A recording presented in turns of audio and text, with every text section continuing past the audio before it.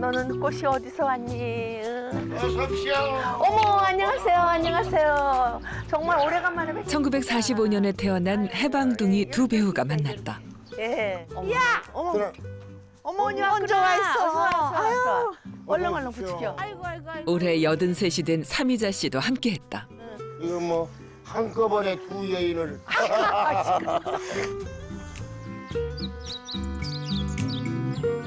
우리가 이제 벌써 이제 나이가 그럼 나 80. 옛날 같으면은 환갑 넘고 64, 5 이렇게 살면 장구한다고. 그럼 만약에 이 세대가 옛날 같았으면 우리 죽었어. 그럼 갔지.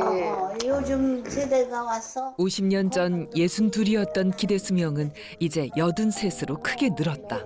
시대도 바뀌었고 그럼 어떻게 하냐면 내가 어떻게 관리해서 거기에 다 맞춰서 하면은 수명은 길어질 수밖에 없어. 관리에 따라서 달라지는 거야. 기대 수명이 21년 늘어나는 사이 한국인의 건강은 어떻게 변해왔을까?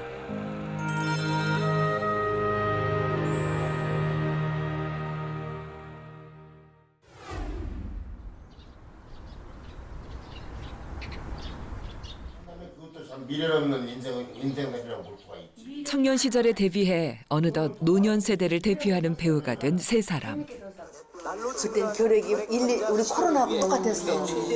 막 캠페인하고 난리였었어. 그 시절 가장 심각한 질환은 결핵이었다. 건강은 결핵 확산을 막기 위해 1962년 정부는 결핵을 국가관리질병으로 지정했다. 결핵입니다. 대대적인 퇴치 사업이 벌어지고 결핵 홍보 영화도 제작됐다. 결핵은 우리가 느끼지 못하는 사이에 전염돼서 악화돼 버립니다. 한 해 한 번 진단을 받아보지 않고서는 누구든지 건강을 장담할 수가 없습니다. 당시 인기 스타만 출연했던 결핵 예방 캠페인에 선우용여 씨도 참여했다. 피해를 줍니다. 그러므로 우리는 1년에 한 번 엑스레이 검진과 객담 검사를 받아 이 무서운 결핵을 없애야겠습니다. 옛날에 폐병은 죽었다. 그렇지. 옛날 폐병이 지금 결핵병. 코로나하고 똑같아. 코로나. 왜냐하면 격리시키고 폐병 걸렸다면 저 시골로 맞아. 격리시키러 그랬어. 갔었어. 지금 코로나보다 더 무서웠던 것 같아. 맞아. 정말 그때 마스크라는 걸 개념을 몰랐어. 몰랐잖아. 그 시절 전염병은 공포의 대상이었다.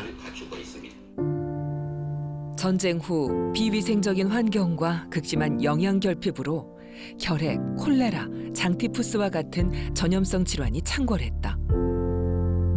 한 번 발생하면 집단으로 전염되는 경우가 많아 대대적인 방역 활동을 벌이고 예방 접종을 실시했다. 우리 어린 시절에 또 홍역이라는 게 있었어. 그 막 저 몸에서 두드러기가 나면서 가려워 죽는 거지. 그냥 막 빨간색이 돼가지고. 그러면 우리 외갓집 동네에서는 불을 이렇게 모닥불처럼 피워놓고 할머니가 그 빗자루를 이렇게 따뜻하게 이렇게 해가지고 그걸 갖다 이렇게 몸에다 이렇게 해주는 거야. 이제 긁으면은 막 진물 나고 막 이러니까 그 따뜻한 기운으로 그 가려움을 이제 없어주려고 하는 정도.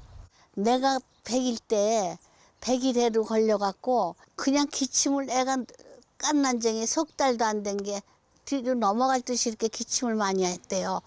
오늘은 죽겠거니 하고 엄마가 이렇게 싸서 이렇게 오목에다 놔놓으면 또 아침에 콜록콜록 얘가 살았구나.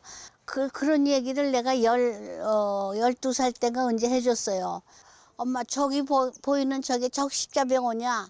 저기 한 번만 데려가면 얘 죽겠구나. 안 그럴 걸. 왜 나를 거기 안 데려가고 나를 갖다 그렇게 100일 동안을 갖다 죽다 살아나게 만들어. 저길 데려갔으면 됐잖아. 저 적십자병원에. 어떻게 들어가는지를 몰라서 못 갔대요. 노인네가. 1970년대까지도 병원 문턱은 높았다. 홍천에서 나고 자란 허흥구 씨. 그의 기억 속의 병원은 아파도 쉽게 갈 수 없는 곳이었다. 그러니까 이런 데서도 홍천 병원에 가려면은 차가 없으니까 구르마 같은 데 타고 가고 끌고 가고 그 시절이니까 병원 한번 갈래도 면 다니는 여긴 아무것도 없고. 그러니까 여기서도 멀리 있는 집에는 가다 죽는다고 그러죠, 오죽하면은. 그리고 또 비용이 만만치 않았을 것 같아요. 그럼요, 비용이 많죠. 지금 같으면은 괜찮죠. 그때는 중병들은 못 건쳐. 돈이 없어.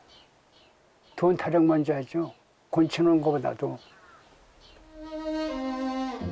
아프면 병원비 걱정부터 하던 시절이었다. 그런데 1981년 홍천에서 농어촌 의료보험 제도가 시범적으로 시행됐다. 그 당시는 몇백 원씩 그 내려니까 그거를 모아가지고 병원에 가는 게 낫지 어느 놈이 띄어먹을런 줄 알고선 그걸 하느냐 그런 얘기가 많았습니다. 예. 몇백 원이라도 모아가지고 그걸 한꺼번에 갖다 병원에 주고 곤치면 되지 우리 이제 이거 모아가지고 공짜로 다 해준대 그러면서 반응이 많았죠. 그 당시는.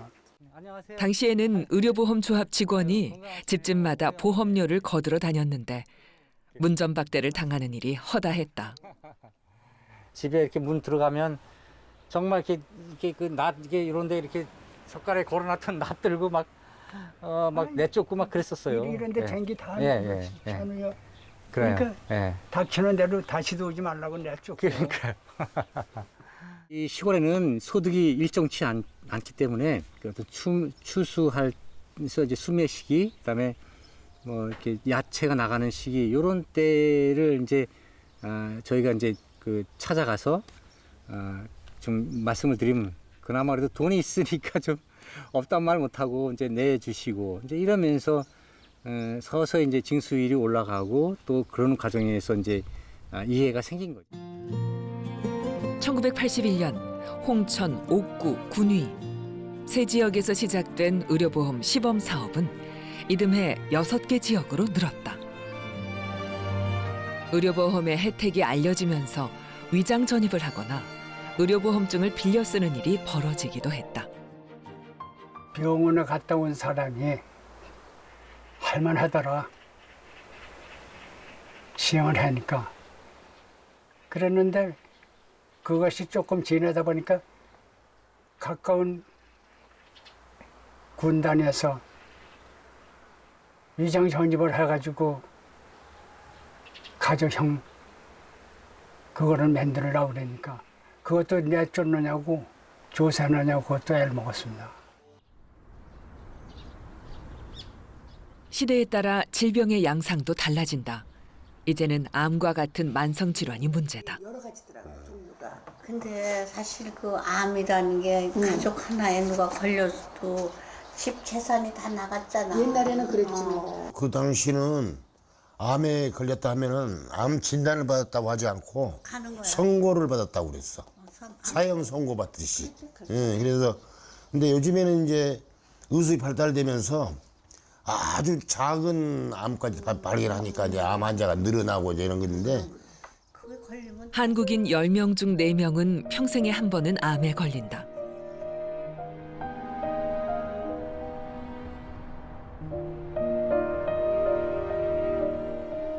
때론 그 불행이 몰아서 닥치는 경우도 있다.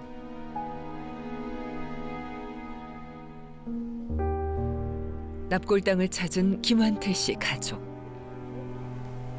할아버지 움직이시네. 여보, 우리 왔어요. 할아버지 왔어요. 잘 계셨죠? 엄마 오랜만이었죠, 아버지. 죄송해요. 자주 올게요. 김환태 씨의 아버지는 폐암 말기에야 병을 알게 됐고 투병 1년 만에 돌아가셨다. 아가, 잘 있었어. 그리고 그 옆에 김환태 씨의 아내도 잠들어 있다. 나 나왔어. 37. 생을 마감하기엔 너무 젊은 나이였다. 사랑해. 우리 잘했어요. 우리 잘했어요. 걱정하지 마라. 우린 잘 지내고 건강하게 잘 있어. 아버지에 이어 아내 역시 암으로 세상을 떠났다. 아버지가 사기 판정받고 2달 뒤에 이제 둘째가 태어났거든요. 둘째 태어나고 나서 2주 뒤에 이제 검사 시행했는데 바로 대장암 사기 판정 받았습니다. 항암 치료를 엄청나게 많이 했었거든요.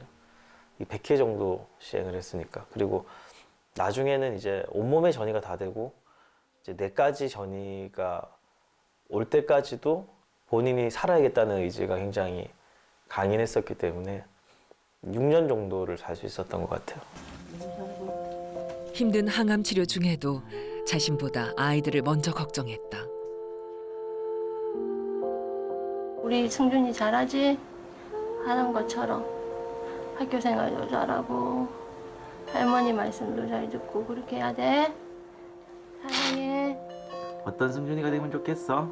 우리 승준이는 지금처럼 멋지고 튼튼하고 엄마 기침, 감기 그래도 예쁘지? 이뻐요? 사랑해 우리 예린이. 이거 보면서 엄마 오래오래 기억해.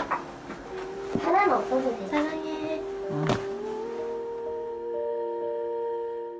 6년은 오롯이 가족을 위해 버틴 시간이었다.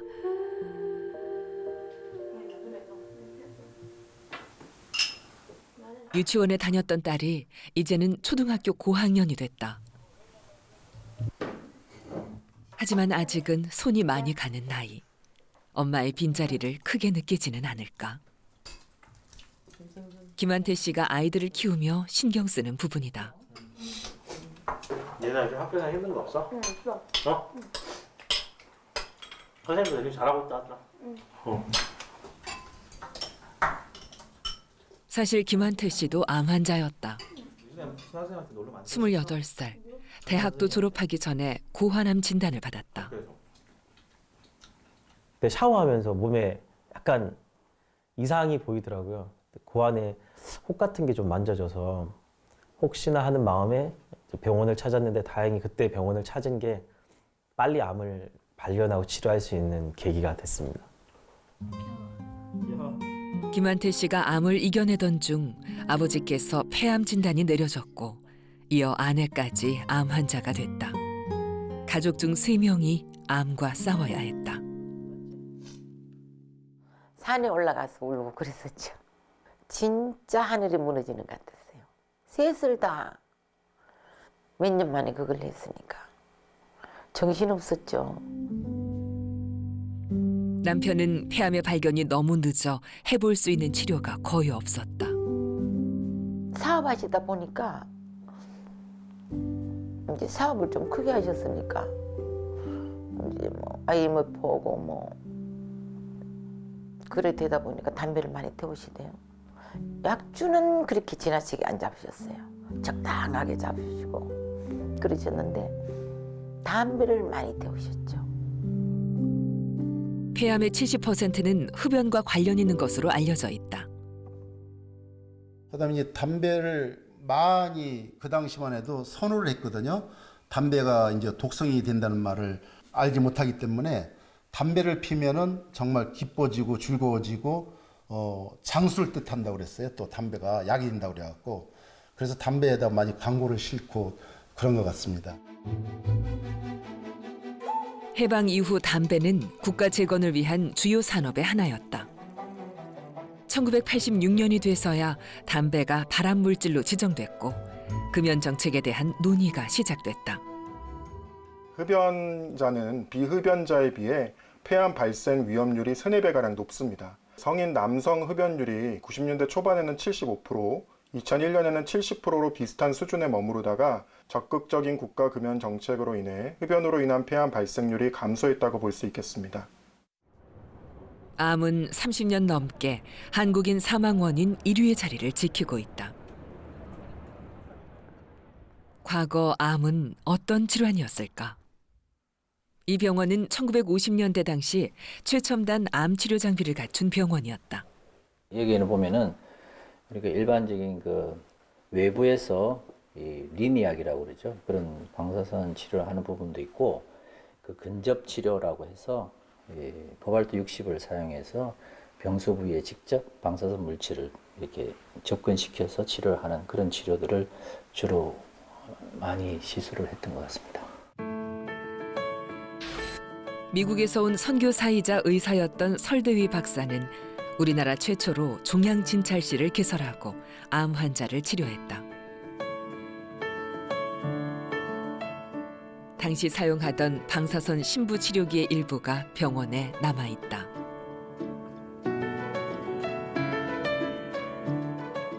방사선을 쏘아 암을 치료하는 심부 치료는 의료 수준이 낮았던 1960년대의 첨단 치료였다. 방사선 치료를 받기 위해 전국에서 암 환자들이 모여들었다. 저희 병원 앞에는 여인숙이 많았습니다. 왜 그러냐면 이 수술이라든지 이런 환자들은 입원을 하잖아요. 근데 방사선 치료는 통원 치료를 해야 됩니다. 이렇게 한 번에 치료가 안 끝나기 때문에 여러 해 나누어서 이렇게 치료를 해야 되기 때문에 환자분들이 이제 자기 고향으로 가버리면 너무 멀기 때문에 병원 근처에 여인숙을 이제 임대를 해서 거기에서 이렇게 출퇴근하면서 방사선 치료를 받았던 그런 역사도 있습니다. 암의 양상을 파악하기 위해 암 환자 등록 사업이 이루어졌다. 1963년 서울에도 암 치료를 전문으로 하는 병원이 생겼다. 방사선 치료를 받으려는 환자들의 발길이 줄을 이었다. 1963년부터 1977년까지 암 전문 병원을 찾은 환자를 조사한 결과 남성은 위암이 가장 많았다. 여성은 자궁경부암이 50%에 이를 정도로 높은 발병률을 보였다.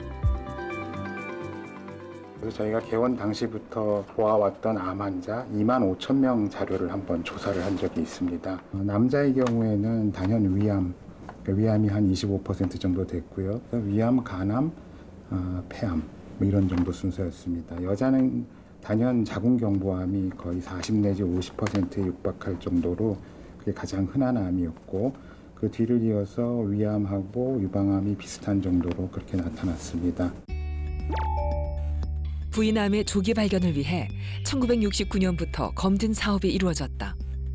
3년간 12만 명을 검진해 800여 명의 자궁경부암 환자를 찾아냈다.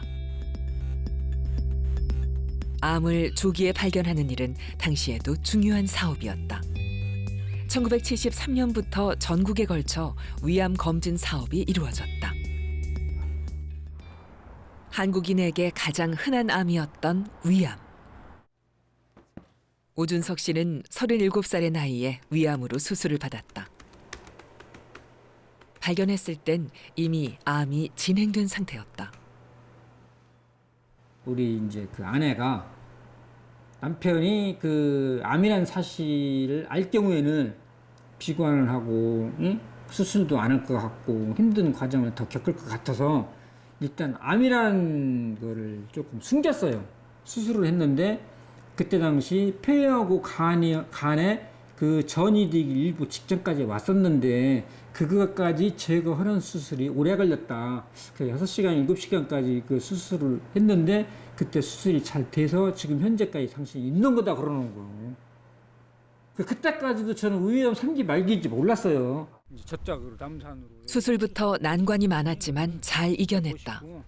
이게 동호인들 틈날 때 잠깐이라도 걷는 건 위암 수술 후 생긴 습관이다. 전엔 건강을 전혀 돌보지 않았다. 홍성 군에 있는 술은 다 먹다시피 했고 담배는 이제 하루에 3일에 2각 정도 그 정도 폈고 또 작업을 하면은 이제 밤새 2시 3시까지 이제 야간 작업을 하면은 아무래도 이제 그때는 담배 피는 양이 상당히 늘어나지. 그런데 위암이 끝이 아니었다. 위암 수술 15년 후 직장암, 대장암으로 연이어 수술을 받고 인공 항문까지 달아야 했다. 인공 항문을 만들어서 이쪽으로 이제 빼는 거지. 이치도 이렇게 입고 있으니까 모르는 거지. 일반인들은 많이 불편하시죠. 불편하지. 짜증나지. 지금도 인공항문을 달고 생활한다. 이제 직장암 수술했을 때 그때 이제 이걸 찾고 다니다가 보건 수술하고 1년을 버텼는데 1년 후에 이제 대장암이 또 발견이 된 거예요. 그래서 위암, 직장암, 대장암 3번의 암 수술. 다른 사람에게는 평생 한 번도 생기지 않는 일이 연달아 3번이나 닥쳤을 땐 희망을 찾기 어려웠다. 야, 이제 나는 인생은 끝났다. 이제 위암 걸려서 15년 동안 그렇게 관리를 철두철미하게 해서 잘 살아서 열심히 왔는데 2014년도에 걸리고 2015년에 또 걸리다 보니까 내 운명은 여기까지인가 보다. 그럼에도 힘든 수술과 항암 치료를 버틸 수 있었던 건 가족들의 응원 덕분이었다.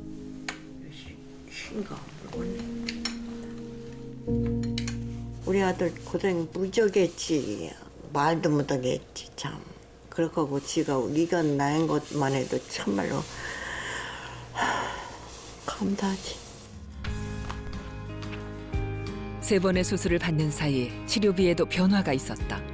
건강보험 산정 특례 제도가 있어 치료비 부담이 크게 줄었다.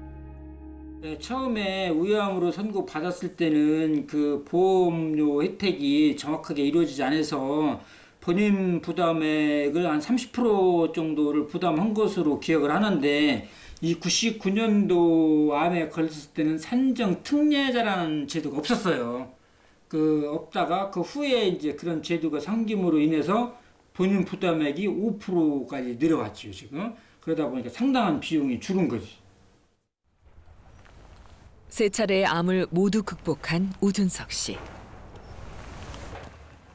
그가 암과 사투를 벌인 20년간 한국인의 암 발병 양상에도 많은 변화가 있었다. 위암의 발병은 점차 감소하고 있다. 대장암은 급증했고 유방암, 전립선암은 꾸준히 늘고 있다. 암, 고혈압, 뇌졸중과 같이 생활 습관에 기인한 만성 질환은 꾸준히 늘고 있다. 2020년 기준 한국인 사망 원인 순위를 살펴보면 암이 여전히 1위 자리를 지키고 있고 이어 심장 질환, 폐렴, 뇌혈관 질환이 차지하고 있다.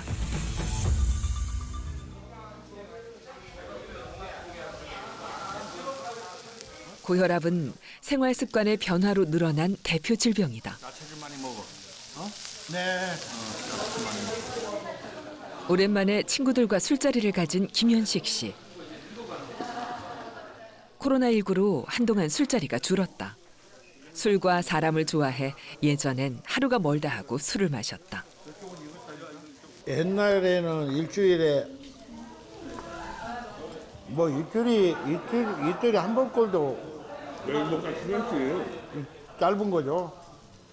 매일 먹다시피 했는데 그때는 소주가 한 3병, 맥주가 한 5병 정도 1차에서 그렇게 먹었는데 고기를 매일 먹다시피 했어요, 나하고. 나도 배가 많이 난 편인데 이 친구는 내가 알기로는 한 옛날에는 120kg 이상 나갔을 것 같아.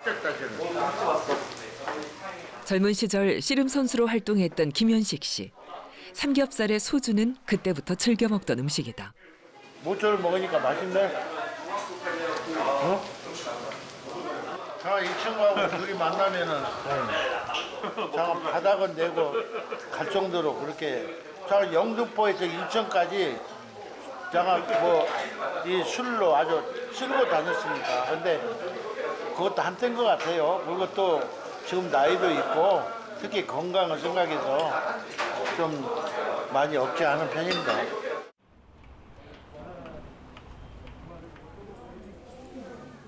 김현식 씨 건강에 적신호가 켜졌다. 이게 심장 초음파인데요. 지금 그때 처음 오셨을 때도 지금 고혈압약이 지금은 조절이 잘 되고 있지만 심장벽이 많이 두꺼워져 있는 약간 비유가 와 있거든요. 심장벽에. 지금부터라도 혈압이랑 뭐 이런 거 조절을 잘 하셔야 이제 향후에 좀 더 건강하게 사실 수가 있을 겁니다. 조금씩 좀 줄여보시고요. 김현식 씨는 이미 3년 전 대사증후군 진단을 받았다. 심혈관 질환의 큰 위험 인자로 생각을 하는 게 당뇨, 고혈압, 그리고 고지혈증, 그리고 비만 뭐 이런 것들이 있겠는데요. 그런 것들을 모두 다 가지고 있는 분입니다. 아직까지 당뇨까지는 아니지만 당뇨 전 단계까지 와 있는 상태고요. 고혈압은 지금 4가지 약을 써서 조절하고 있기 때문에 좀 상당히 좀 심한 고혈압을 가지고 있는 분이고,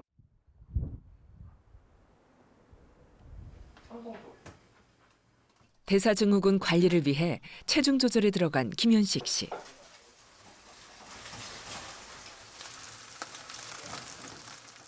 육류에 치우쳤던 식단부터 바꿨다. 전에는 야채를 잘 안 드셨는데요.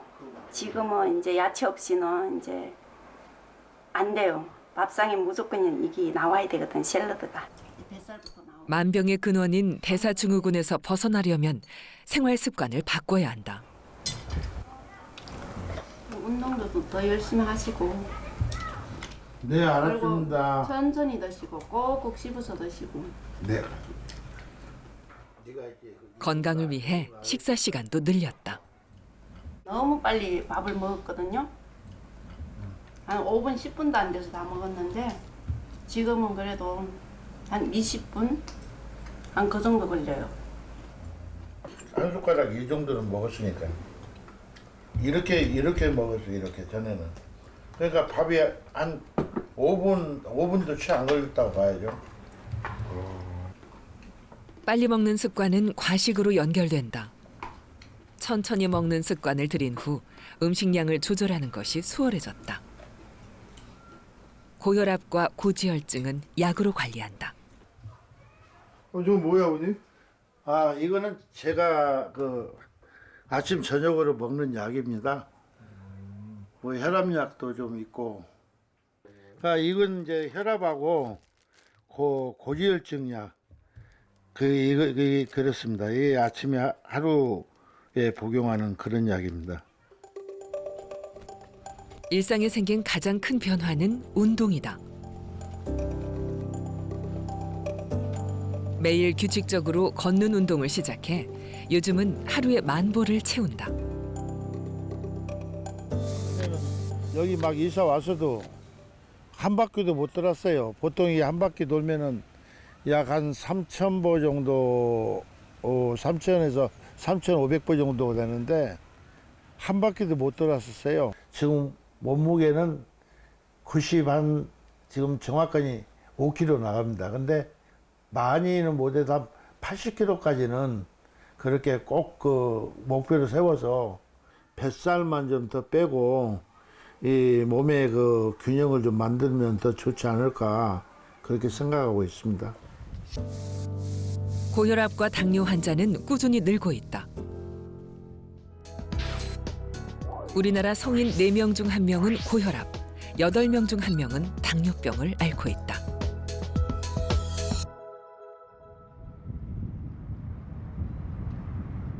고혈압, 당뇨와 같은 만성 질환은 꾸준한 관리가 중요하다. 장정순 씨 부부의 아침 일과는 혈압 측정으로 시작된다. 134, 93. 요새는 혈압약 먹고 운동하고 이러기 때문에요. 보통 117, 118 이래 나오는데 이게 고지혈증 약이고 저녁에 먹는 약이고요. 요거는 아침 혈압약, 요리에 대해서 제가 한 약이고요. 고혈압 이거는 내가 49인가 하여튼 그래 돼갖고 먹었어요. 오래됐어요. 그 혈압약 먹은 지는. 고혈압 때문에 나이가 들수록 걱정이 많다. 건강이죠. 첫째는 건강이 치매 그리고 또 뇌졸중. 혈압이 있어가지고 뇌졸중은 항시 걱정이래요. 건강을 위해 장정순 씨가 정기적으로 방문하는 곳이 있다. 마을 보건소다. 보건소에 도착해 가장 먼저 하는 일은 혈압 측정. 보건소에서 주민들의 대사증후군을 직접 관리한다. 뭐 나는 왜 이리 많이 올라가나? 어머니 지금 오시자마자 바로 혈압 재가지고 이렇게 좀 높게 나오신 것 같은데 가정 혈압은 집에서 재실 때는 괜찮다고 하죠? 괜찮았어요. 계속 꾸준하게 재고 계세요? 네. 꾹 누르세요. 혈당과 콜레스테롤 수치도 확인할 수 있다. 지금 164 나왔는데 괜찮아요, 이 정도면. 콜레스테롤도 167 괜찮고. 장정순 어머님도 처음에 저희 2020년도부터 이 9988 건강교실에 참여하셨는데 그때는 공복 혈당이 100 이상이 측정이 되셨어요. 근데 100이 넘어가 버리면은 이제 어머니께서 고지혈증 약이랑 고혈압 약을 복용 중이시니까 대사증후군에 해당될 수도 있거든요. 근데 그거에 대해서 말씀을 잘 드리니까 나중에는 음식 조절 같은 거 잘 해서 드시고 오시고 해서 지금은 혈당 측정은 되게 안정적으로 되는 편이에요. 일주일에 2번씩 와서 맨날 해요. 그런 것들이 좀 도움이 되세요, 어머니? 도움이 돼요. 많이 되지요. 재보고 높으면 높다 하고 또 뭐 정상이면 정상이다 하고 뭐 그래 이야기를 해주니까 도움이 많이 되죠. 좋아요. 보건소에서는 다양한 프로그램을 운영하며 주민들의 참여를 이끈다.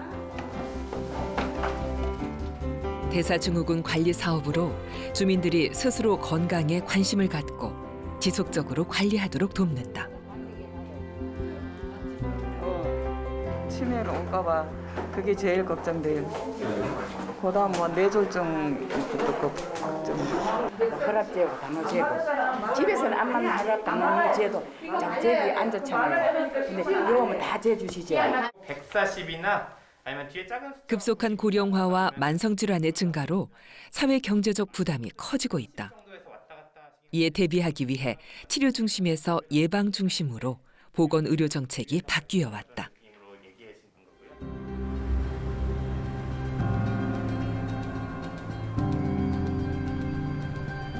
코로나19 사태로 한동안 중단됐던 건강관리 프로그램들이 다시 시작되고 있다. 김윤태 씨 부부도 오랜만에 노인복지관을 찾았다. 국민건강보험공단에서 운영하는 건강 100세 운동 프로그램이다. 여기 부분 있죠. 골반, 이 부분을 선택. 자신의 신체 활동 능력에 따라 수업을 선택할 수 있는데 오늘은 요가 수업이 있는 날이다. 쉬운 동작들로 이루어져 어르신들의 참여가 높다. 뇌졸중으로 쓰러진 후 후유증이 남은 김윤태 씨는 늘 아내와 함께 다닌다. 한 5, 6년 됐을 거예요. 쓰러지신 지. 아, 그때는 거동도 불편하셨어요? 예, 많이 불편했죠. 지금이랑 비교하면 어땠어요, 어머님? 그리고 하루에도 몇 번씩 이래 넘어지셨었어요. 까무러치고. 근데 지금은 그런 게 없어요. 식사를 첫째 잘 하신다고 그러고 밥맛이 그래 좋으시대요. 이래 오시다 가시면. 운동 첫날에는 체성분 측정이 이루어진다. 3개월 운동 프로그램의 시작과 끝에 근육량과 체지방량을 측정한다. 운동이 가져온 몸의 변화를 직접 확인할 수 있다. 건강 100세 운동 교실의 가장 주된 이유는 건강 증진입니다. 건강 증진에는 몸이 튼튼해지고 질병을 예방하고 증축으로 가는 질환을 예방하기 위해서 이 사업을 진행하는 곳이거든요. 각자의 개인의 건강 수준에 맞고 성향에 맞는 그런 운동으로 추진하다 보니까 어르신들께서는 만족도가 아주 높은 그런 프로그램이라고 말할 수 있겠습니다.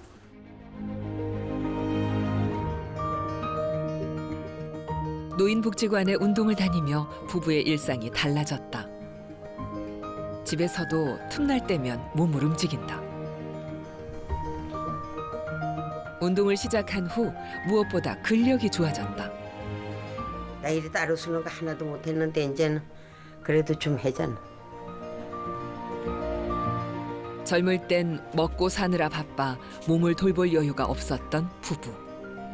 건강을 잃고 나니 그보다 중요한 건 없었다.